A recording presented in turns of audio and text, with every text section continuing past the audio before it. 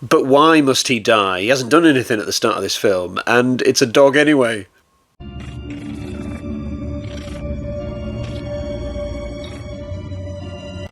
Hi guys, so Amicus were at it again here in terms of giving a first-time director the chance to do one of their movies. Paul Annett was the lucky guy this time. I don't think he did a particularly great job with this movie though, and he would only go on to direct 2 further movies, Never Never Land and The Girl from Manny, which doesn't even have a wiki page. This is a film which I had heard of coming into this review series, funnily enough, mainly because of this film's werewolf break, which has a little bit of notoriety. So this is a film about a millionaire who invites 6 people to stay at his big countryside manor.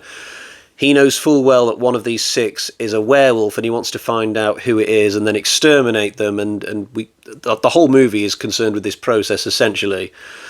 But about 10 minutes from the end, we get a werewolf break. It's like a 30-second intermission where a narrator comes on and says, right, you now have 30 seconds to decide for yourself who is the werewolf. And there's like a clock on the screen, and the movie just stops stone dead for like half a minute.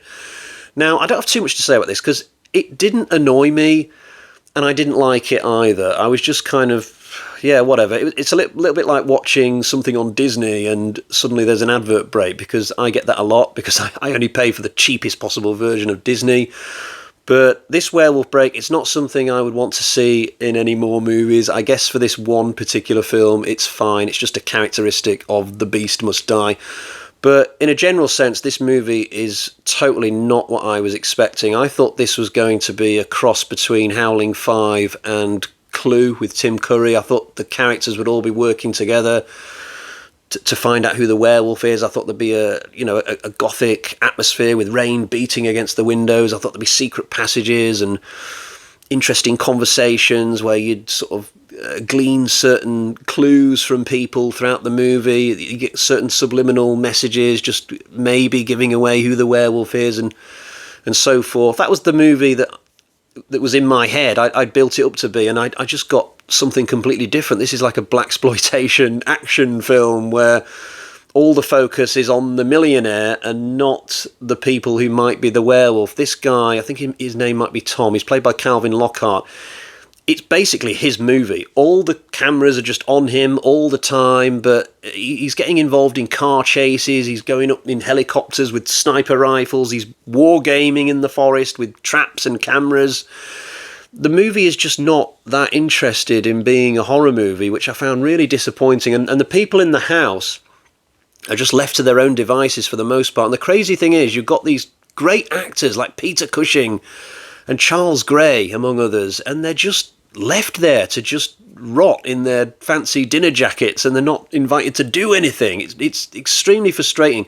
I do like this actor Calvin Lockhart, not in this movie, but eventually he would go on to play King Willie in Predator 2. You can't see the eyes of the demon until he come calling. I would have loved to have seen a Predator 2 prequel spin-off where King Willie takes over LA and kills loads of Colombians and Jamaicans. That would have been fun, but that's for another conversation. But this movie just took completely the wrong approach from me. The characters in the house are complete blank slates. They literally might as well be pieces in a game of Cluedo called Professor Plum and Colonel Mustard, but not even the human versions of those pieces. They literally might as well be giant game pieces that are just yellow, purple, blue, because there's just no characters there. The movie just left me cold. Like, even the main guy, I've no idea how he became a millionaire or why he suddenly is obsessed with wanting to kill this werewolf. How does he know the werewolf exists but the rest of the world doesn't? How does he know it's one of these 6 particular people? There's so many questions that are left just unanswered. The whole movie is like it's just a theoretical model of Guess the Werewolf with no characters, story or emotion behind it.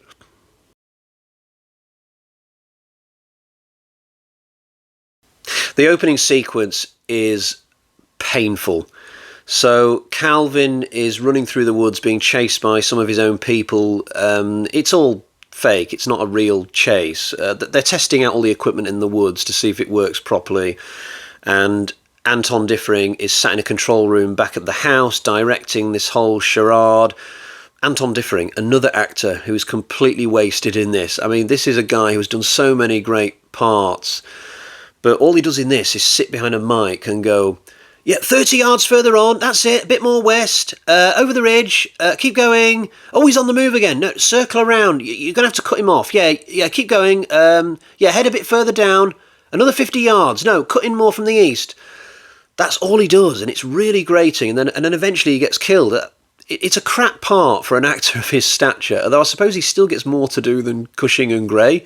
But going back to the opening, it's so long. It goes on for over 10 minutes, actually. That's more than 10% of the movie's running time, and it's really dull. There's a conceit going on here where initially we're meant to think that this is just a normal guy who's being chased for real, and then at the last minute we find out that it was all just a game, and this is actually the head honcho of the whole operation. But instead of me sitting there thinking, oh wow, what a really clever bait and switch, I was actually sat there thinking, why did that have to take so long?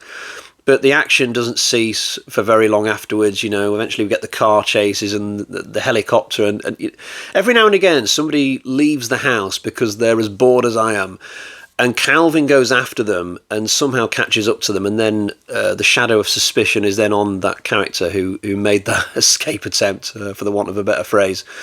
But I would have preferred suspicion to be cast on people due to what they're saying and doing in the house, conversations and more subtle things going on. But this movie just doesn't do subtle. It's all about the action, but it doesn't have a big enough budget to do good action. So I just don't understand why this approach was taken, really. A couple of times Calvin stood by a tree and like an arrow will just miss him and hit the bark.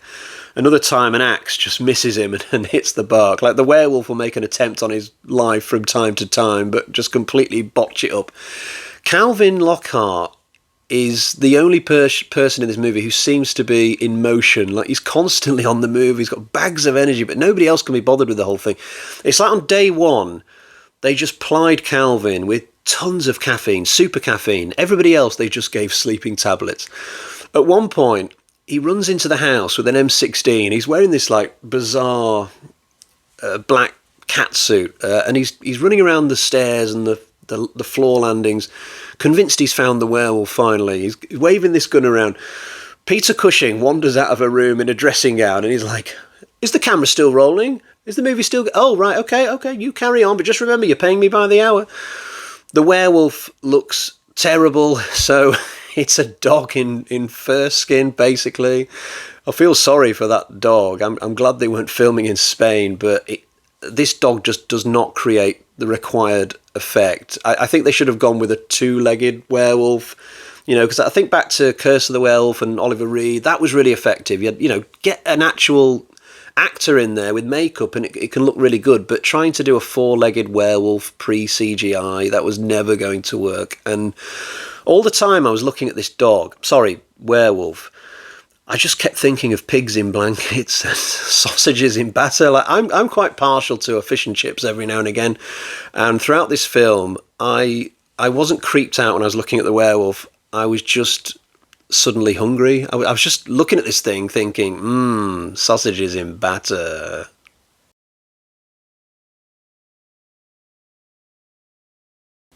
If on the off chance this is your favourite movie of all time, I do have some positive things to say. So the house itself looks pretty terrific. They've used the same place here that shows up in countless Hammer and Amicus films and various other productions. I actually recognised one of the interiors as being from And Now the Screaming Starts, that film. The woods don't look particularly great. They didn't find anywhere interesting to shoot. There is a fantastic scene that happens in the house late on. So Calvin comes up with the idea of getting all his guests to put a silver bullet into their mouths, and hopefully this will flush out the werewolf, because silver is anathema to werewolves.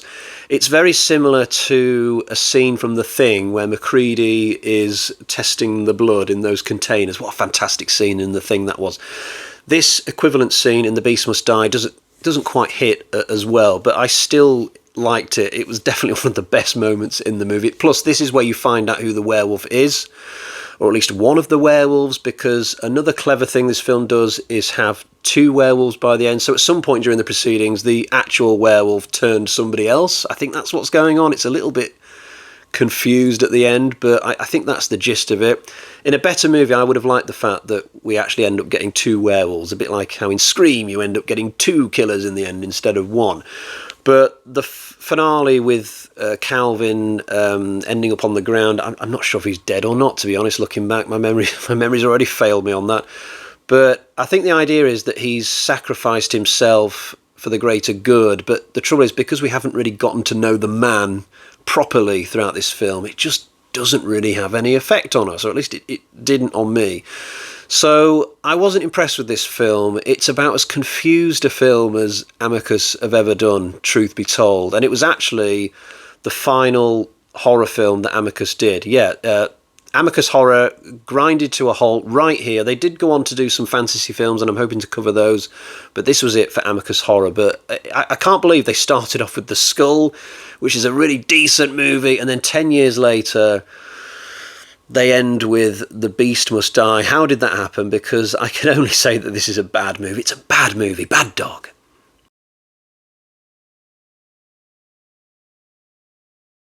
Time to show you the version of the film that I own for this. Here is my Blu-ray copy of The Beast Must Die. I spent £10-11 on this, regrettably. What makes me doubly sad is that it's an Indicator. I mean, when you buy an Indicator film, you desperately want it to be good, because Indicator do great Blu-rays.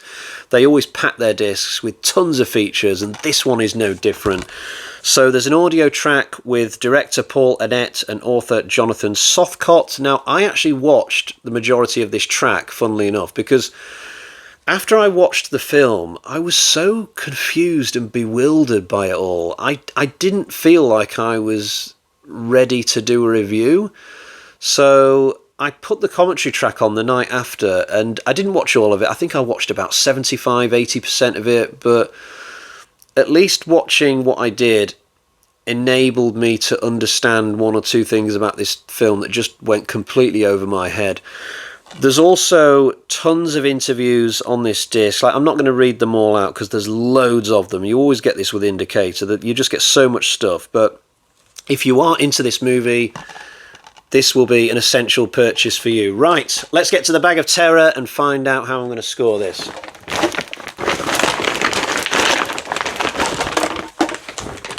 So we got 1.5 bloody axes out of 5. Not a particularly great experience for me, I'm afraid. Now, I'm not quite done with Amicus, because I am planning to cover Amicus's 3 fantasy movies that they did right at the end of their run, and the first of those is The Land That Time Forgot. I've already ordered a DVD, which will hopefully be with me soon. That's not going to be my next video, but it will be coming very soon. And there's no reading update today because I'm still reading Alien 3. I've only read like a couple of chapters so far, actually. So we will leave it there. Thanks for joining me for The Beast Must Die, and unfortunately, as of right now, this review must die as well. Bye-bye.